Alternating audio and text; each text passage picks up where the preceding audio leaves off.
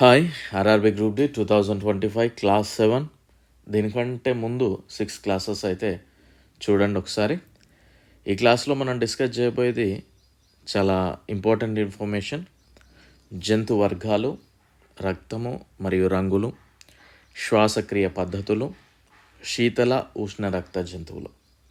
ఒక్క క్లాసులోనే మీరు చాలా ఇన్ఫర్మేషన్ అయితే ఎగ్జామ్ పాయింట్ ఆఫ్ వ్యూలో నేర్చుకుంటారు. సో స్కిప్ చేయకుండా చూడండి, ఒక లైక్ చేయండి, వీలైతే షేర్ చేయండి. అండ్ మన యొక్క యాప్ లాస్ట్ బెంచెస్ హబ్ అనే యాప్ని డౌన్లోడ్ చేసుకోండి. కేవలం రైల్వే ఎగ్జామ్స్కి ఎలా చదవాలో అలానే అందుబాటులో ఉంటాయి. Okay, right. సో ముందుగా జంతు వర్గాల గురించి కనుక డిస్కస్ చేస్తే, ఎగ్జామినర్ ఏ విధంగా అడుగుతాడు అంటే, విశ్వంపై జంతువులను ఎన్ని వర్గాలుగా విభజించారు కనుక చూస్తే 2 వర్గాలుగా విభజించారు. ఒకటి అకశేరుకాలు మరియు సకశేరుకాలు. అకశేరుకాలు అంటే వెన్నెముక లేని జీవులని అకశేరుకాల కేటగిరీ కిందికి చూస్తారు.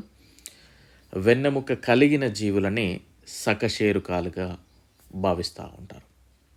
సో మరి ఈ అకశేరుకాలు అదేవిధంగా సకశేరుకాలు వీటి గురించి డిస్కస్ చేద్దాం. అకశేరుకాలు మొత్తం 9 రకాలు. ఇవి వెన్నెముక లేని జీవులు, ఇది గుర్తుపెట్టుకోండి. సో మొదటగా ప్రోటోజోవా, ఎగ్జాంపుల్స్ వచ్చేసి అమీబా అండ్ పారామిషియం, ఈ type of category.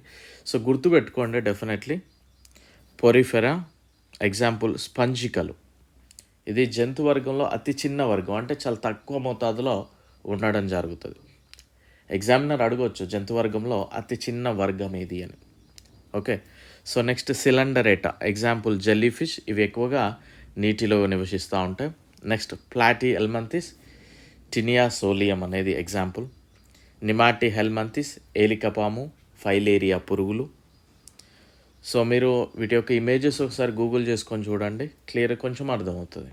Okay, so మనకి ఇవి వెరీ ఇంపార్టెంట్. అనెలిడా, వానపాము అండ్ జలగ. ఎగ్జాంపుల్ వచ్చేసి వానపాము అండ్ జలగ, ఇది గుర్తుపెట్టుకోండి. ఆర్థోఫోడా, ఇక్కడ చూడండి, కీటకాలు, బొద్దింకలు, ఈగలు, దోమలు, సీతాకోక చిలుకలు త్రోట్ ఎక్కువగా ఈ ఆర్థోఫోడా వర్గానికి రావడం జరుగుతుంది. జంతు సామ్రాజ్యంలో అతిపెద్ద వర్గం ఏది అన్నప్పుడు మనం ఆర్థోఫోడా చెప్పాలి. అతి చిన్న వర్గం ఏది అన్నప్పుడు ఫోరిఫెరా చెప్పాలి. అండ్ నెక్స్ట్ మొలస్కా, ఇది మెత్తని శరీరం గల జీవులు, నత్తలు. ఆ నత్త పైన మాత్రం క్యాప్స్ గట్టిగా ఉంటుంది, బట్ లోపల మెత్తనే. And echinodermata, star fish. ఇవి 9 కూడా మనకి అకశేరుకాలకు సంబంధించి. ఈ ఎకైనోడెర్మటా అనేటివి ముళ్ళ వంటి శరీర నిర్మాణాలను కలిగి ఉంటాయి. స్టార్ ఫిష్ కనుక చూస్తే పైన ముళ్ళులు ఉంటాయి కదా, అది. అండ్ నెక్స్ట్ సకశేరుకాలు చూస్తే ఇవి 5 రకాలుగా విభజించారు. చేపలు మనందరికీ తెలుసు, జలచరం. ఉభయచరాలు, ఎగ్జాంపుల్ కప్పలు. సో ఇక్కడ చూసినట్లయితే ఉభయచరాలు అంటే మనకి ఇవి నేలలో నివసిస్తాయి, నీటిలో నివసిస్తాయి. కప్పలు మనకి వాటర్లో కూడా కనిపిస్తూ ఉంటాయి, బావులలో అక్కడక్కడ. సో నీటిలో కూడా. సరీసృపాలు, పాములు, బల్లులు, యాక్చువల్ ఇది తాబేలు, మొసలి. ఇవి నేలపైన పాకే జీవులు. సరీసృపాలు అంటే పాకే జీవులు. పక్షులు అంటే ఎగిరేటివి మనకి చూడొచ్చు. చిలుక, హమ్మింగ్ బర్డ్, ఆస్ట్రిచ్. ఇక్కడ చూసినట్లయితే ఎగరలేని పక్షి ఆస్ట్రిచ్ అండ్ పెంగ్విన్. ఇవి గుర్తుపెట్టుకోండి, ఓకేనా, ఇది గుర్తుపెట్టుకోండి. అండ్ క్షీరదాలు, పాలిచ్చే జంతువులు, ఒంటె, జిరాఫీ, తిమింగలం. సో ఇక్కడ మానవుడు ఏ కేటగిరీ కిందకు వస్తాడు అనేది ఒకసారి కమెంట్ చేయండి. ఓకే, సో ఇది జంతు వర్గాల్లో ఈ విధంగా అడుగుతూ ఉంటాడు ఎగ్జామినర్. నెక్స్ట్ కనుక చూస్తే మనకి వీటి యొక్క శ్వాసేంద్రియాలు, జీవుల శ్వాసక్రియ విధానాలు ఏ విధంగా ఉంటాయి కనుక చూస్తే మనం పుపుస శ్వాసక్రియ. ఈ పుపుస శ్వాసక్రియ అని ఊపిరితిత్తులతోటి, లంగ్స్ తోటి చేసే శ్వాసక్రియని పుపుస శ్వాసక్రియ అని చెప్తూ ఉంటాం. సో ఎగ్జాంపుల్ మనం చేసేది ఇదే పుపుస శ్వాసక్రియ. గబ్బిలం కావచ్చు, ఉభయచరాలు, సరీసృపాలు, పక్షులు, క్షీరదాలు, కప్ప.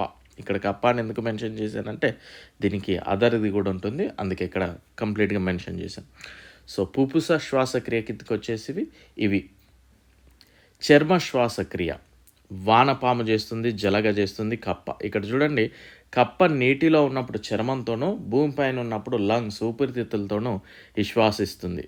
ఓకే, అండ్ జలశ్వాసక్రియ మొప్పలతో చేసే శ్వాసక్రియ.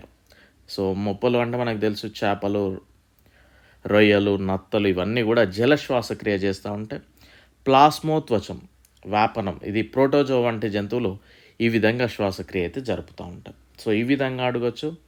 అండ్ నెక్స్ట్ కనుక చూస్తే యా ఒకసారి చూడండి, మనం ఏదైతే లాంచ్ చేసామో బుక్స్ చాలా నీట్గా వెళ్తూ ఉన్నాయి. అండ్ మీకు 20th రోజే డిస్పాచ్ చేయడం జరిగింది, 20th నైట్ ఆ విధంగా.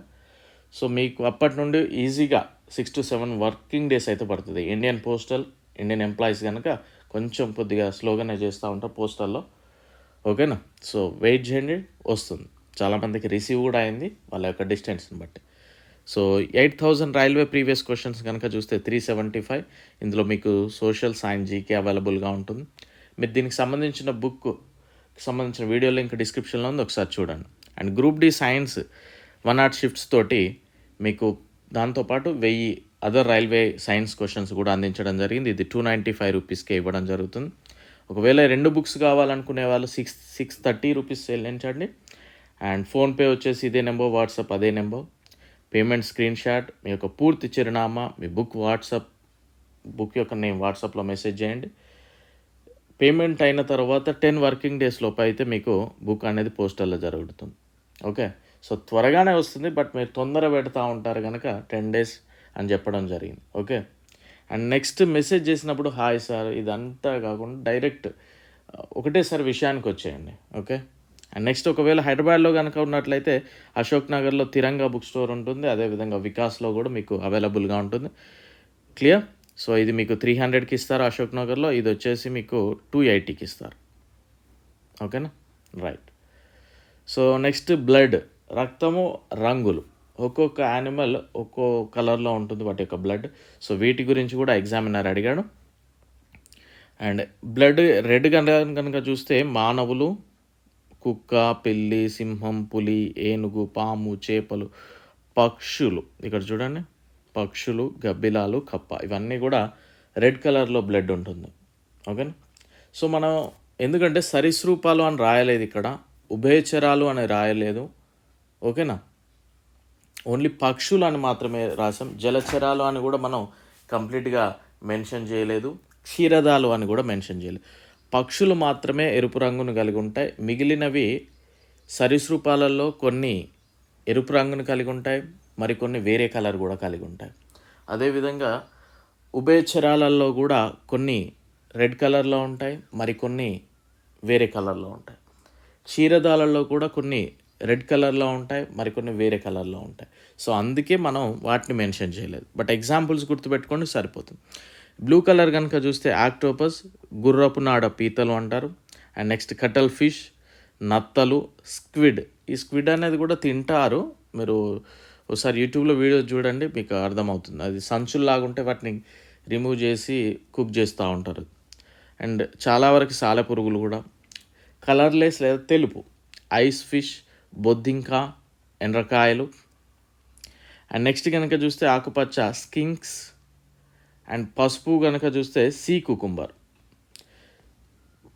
ఇక్కడ చూడండి, ఎండ్రకాయల రక్తం అనేది సాధారణంగా ఎండ్రకాయ లోపల, శరీరం లోపల ఉన్నప్పుడు స్పష్టంగా లేదా రంగు లేనిదిగా ఉంటుంది, అంటే వైట్ కలర్ లేదా కలర్లెస్గా కనిపిస్తూ ఉంటుంది. ఎప్పుడైతే అది బయటకు వచ్చి ఆక్సిజన్తో కాంటాక్ట్ అవుతుందో అది బ్లూ కలర్లోకి మారుతుంది. ఇది ఒకటి గుర్తుపెట్టుకోండి ఎండ్రకాయలది. ఓకేనా, అప్పుడు మాత్రం బ్లూ కలర్లోకి మారుతుంది. ఇది ఒక ఎక్సెప్షన్, మీరు గుర్తుకు పెట్టుకోవాలి. అండ్ నెక్స్ట్ ఇక్కడ చూస్తే రెడ్ కలర్లో బ్లడ్ ఉండడానికి గల కారణం హిమోగ్లోబిన్, ఐరన్ కంటెంట్ అక్కడ ఉంటుంది. అండ్ బ్లూ కలర్లో చూస్తే హిమోసాయానిన్ కాపర్ కంటెంట్ ఉంటుంది. ఇక్కడ రంగురహిత రక్తం అంటే వైట్ కలర్ లేదా కలర్లెస్, హిమోగ్లోబిన్ ఉండదు. అండ్ నెక్స్ట్ వచ్చేసి మళ్ళీ డబుల్ వచ్చినట్టుంది. ఆకుపచ్చ రంగు కనుక చూస్తే బైలివెడిన్ అనే పదార్థం ఉంటుంది. పసుపు రక్తం కలిగిన జంతువుల్లో వెనాబిన్ అనే పదార్థం ఉంటుంది. సో ఇది బ్లడ్ అండ్ కలర్కి సంబంధించి. అండ్ నెక్స్ట్ కనుక చూస్తే శీతల రక్త జంతువులు, ఉష్ణ రక్త జంతువులు. సో శీతల రక్త జంతువులు అంటే ఏదో చల్లగా ఉంటుందని కాదు, వామ్ బ్లడెడ్ యానిమల్స్ అంటే వేడిగా ఉంటుందని ఏం కాదు. చుట్టుపక్కల ఉష్ణోగ్రతకు అనుగుణంగా తమ శరీర ఉష్ణోగ్రతను నియంత్రించే సామర్థ్యం, అంటే బయట చల్లగా ఉంటే దానికి కంట్రోల్ అయ్యే విధంగా చేంజ్ చేసుకునే కెపాసిటీ అయితే వీటికి ఉండవు. వీటిని పొయ్యిలో థర్మిక్ జంతువులని కూడా పిలుస్తారు. వీటికి స్థిరమైన టెంపరేచర్ అంటే ఏముండదు. ఎగ్జాంపుల్ ఉభయచరాలు కప్ప, జలచరాలు చేప, సరీసృపాలు పాము. ఇవి గుర్తుపెట్టుకోండి. అండ్ ఉష్ణరక్త జంతువులు కనుక చూస్తే చుట్టుపక్కల ఉష్ణోగ్రతకు సంబంధం లేకుండా దాదాపు స్థిరమైన ఉష్ణోగ్రతను ఉంచగల సామర్థ్యం అంటే క్యాపబిలిటీ ఉన్న జంతువులను కనుక చూస్తే ఉష్ణరక్త జంతువులు అంటారు. వీటిని హోమియోథర్మిక్ జంతువులు అని పిలుస్తారు. ఎగ్జాంపుల్ క్షీరదాలు, పక్షులు. ఓకే. సో ఈ విధంగా మీరు నేర్చుకున్నట్లయితే definitely you can crack the exam. Okay. So మీరు ఒకసారి మన యాప్లో కనుక చూస్తే సైన్స్ స్కూల్ బుక్స్కి సంబంధించినవి ఫస్ట్ చదవండి. దెన్ కెమిస్ట్రీ కంప్లీట్లీ ఉంది, అది చదవండి. అండ్ నెక్స్ట్ కనుక చూస్తే ఇప్పుడు మనం బయాలజీకి సంబంధించి ఫిజిక్స్ సంబంధించి కొన్ని నోట్స్ ఉన్నాయి, మరికొన్ని కూడా మనం పెట్టబోతా ఉన్నాం. మొన్న ఈరోజు కూడా పెట్టినట్లున్నాం. సో అవి వాటితో పాటు సైన్స్ ప్రీవియస్ క్వశ్చన్స్ మీరు చదవండి. Definitely you can crack the exam. మంచి మార్క్స్ అయితే సాధిస్తారు మీరు సైన్స్ నుండి. ఇవన్నీ కూడా science school books, chemistry classes ఇండివిజువల్గా, నెక్స్ట్ సైన్స్కి బయాలజీ ఫిజిక్స్కి సంబంధించిన సపరేట్ నోట్సెస్ కావచ్చు అందులో మీకు. దాంతోపాటు previous questions, science previous questions కూడా మీరు ప్రాక్టీస్ చేసినట్లయితే మంచి మార్క్స్ అనేది మీరు అచీవ్ చేయొచ్చు. Okay. So I wish you very good luck. Thank you. Bye.